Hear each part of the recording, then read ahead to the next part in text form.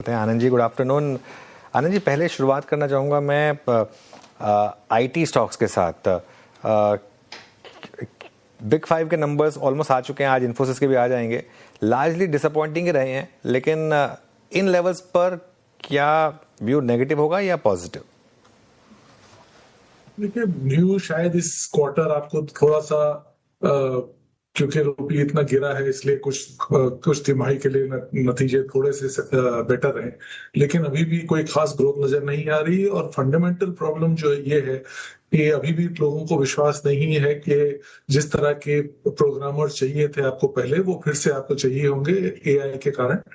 तो वो जब तक सेटल नहीं होता है कि आपको ज्यादा लोग चाहिए क्योंकि अपॉर्चुनिटी साइज बढ़ गया है या कम लोग चाहिए क्योंकि प्रोडक्टिविटी बढ़ गई है, जब तक ये डिबेट सेटल नहीं होता, मेरा मानना ये रहेगा कि आईटी के ऊपर प्रभाव बना रहेगा नेगेटिव।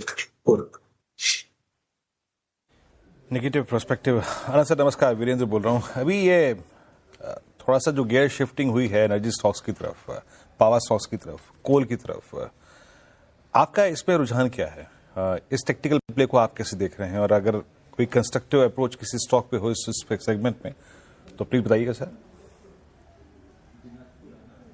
देखिए, जहां तक एनर्जी पावर का क्षेत्र का सवाल है, उसमें जनरेशन से शुरू करते हैं। आज के दिन कोई नया प्लांट ऐसा नहीं आएगा जहां पे पीपीए ऑलरेडी साइन नहीं है। मर्चेंट पावर के ऊपर आजकल कोई निर्भर नहीं करता है, तो आपको जो भी पीपीए साइन करना है उसके हिसाब से ही आपको बनाना पड़ेगा और जनरेट करना पड़ेगा। जहां तक कोल बेस्ड प्लांट है उसमें आपका रिटर्न मोर और लेस फिक्स्ड हो जाता है। जहां तक जनरेटर आप सोलर में आप अज्यूम करते हैं, तो उसमें अगर आपका डिलीवरी प्राइस फिक्स्ड है तो बाकी फाइनेंसिंग कॉस्ट ही है।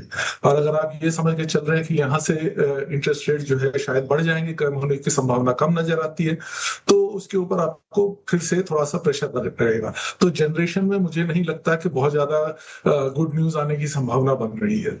नेक्स्ट लेवल है आपका ट्रांसमिशन में क्लियरली आज के दिन दो अपॉर्चुनिटी है। एक तो ट्रांसमिशन इटसेल्फ कम है, तो आपको ट्रांसमिशन में जितने कंपनियां जो सप्लाई करते हैं, भले वो ट्रांसफार्मर हो या कोई भी अदर कोई इक्विपमेंट हो, तो उसमें डेफिनेटली आपको ग्रोथ नजर आती रहेगी।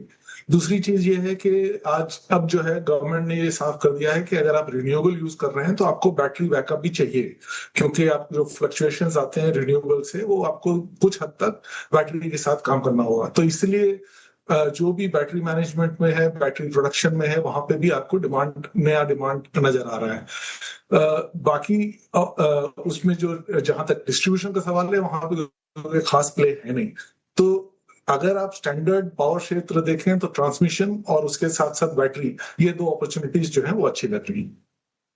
Okay Anand ji, good afternoon. और एनर्जी स्पेस, आईटी स्पेस पर हमने चर्चा कर ली। अच्छा, एफएमसीजी पैक भी पिछले कुछ सत्रों से फ्लेवर में आ रहा है। नेस्ले के नतीजे देखे हमने, और कमजोर मार्केट ने भी एकदम से एफएमसीजी पैक उभर कर आ रहे हैं। तो यहाँ पर क्या अब कंस्ट्रक्टिव व्यू बन रहा है आपका?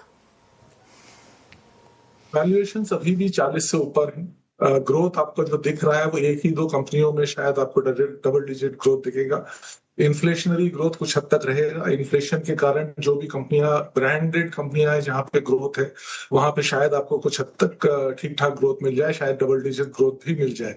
लेकिन अगर आपको कंज्यूमर क्षेत्र में प्ले करना ही है तो आज के दिन बहुत तरीके हैं वहां पे उसमें प्ले करने का, और आप सेगमेंट वाइज देख सकते हैं, भले वो ट्रैवल हो, ट्रांसपोर्ट हो, क्विक कॉमर्स हो। तो इस वक्त एफएमसीजी थोड़ा सा पुराना क्षेत्र हो गया है, और जब तक वैल्यूएशन और यहाँ से कम नहीं होता तो मुझे लगता नहीं है कि यहाँ से कोई मेजर ट्रेंड आ सकता है। हाँ, इक्का दुक्का स्टॉक जरूर होगा जहां पे आपको क्योंकि कोई कंपनी ने कुछ किया, जैसे फॉर एग्जांपल अभी नेस्ले आपने मेंशन किया, उसका रिजल्ट काफी अच्छा आया है, हो सकता है जैसे बजाज कंज्यूमर ने बहुत बढ़िया रिजल्ट दिया है, तो एक दो स्टॉक्स ऐसे हो सकते हैं। लेकिन एफएमसीजी पर से मुझे नहीं लगता कि बहुत ज्यादा ओवरवेट करने की संभावना की जरूरत है। ओके आनंद सर, ये ट्रेवल और टूरिज्म और ये जो हॉलीडे सीजन है वो कमेंस होने वाला है। होटल्स में काफ़ी सिवियर प्राइस डैमेज भी हुआ है। आई मीन, आप इंडियन होटल्स को देखिए, आईटीसी होटल्स को देखिए।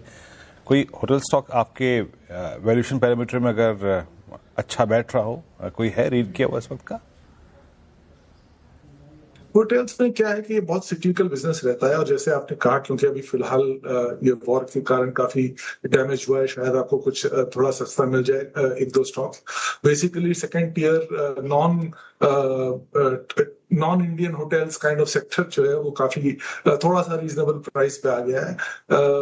मैं कंपनी के नाम तो नहीं बोल लेना चाहूंगा, लेकिन अगर आप देखेंगे तो वहां पर कई ऐसी कंपनियां हैं जहां पे ग्रोथ दिखा रही हैं। एक सबसे बड़ा प्रॉब्लम मुझे ये होटल्स में ये दिखता है कि वहां पे बिजनेस ग्रोथ जब तक आ रही है तब तक वो कंपनियां ठीक ठाक हैं। कंज्यूमर और जो रिटेल जो है वो मेरे हिसाब से they have out price themselves, क्योंकि आप कहीं भी देखें आज के दिन बाहर जाना ज्यादा, इंडिया से बाहर ट्रैवल करना ज्यादा सस्ता होता है बनिस्बत इंडिया के अंदर। ये कोई बहुत अच्छी बात नहीं है, और ये इंडस्ट्री को देखना चाहिए कि ये कैसे संभाल सकते हैं। चलिए आनंद जी, बहुत बहुत शुक्रिया, आप इस कार्यक्रम में शामिल हुए और सभी सेक्टर्स पर अपनी राय रखी आपने, बहुत बहुत शुक्रिया।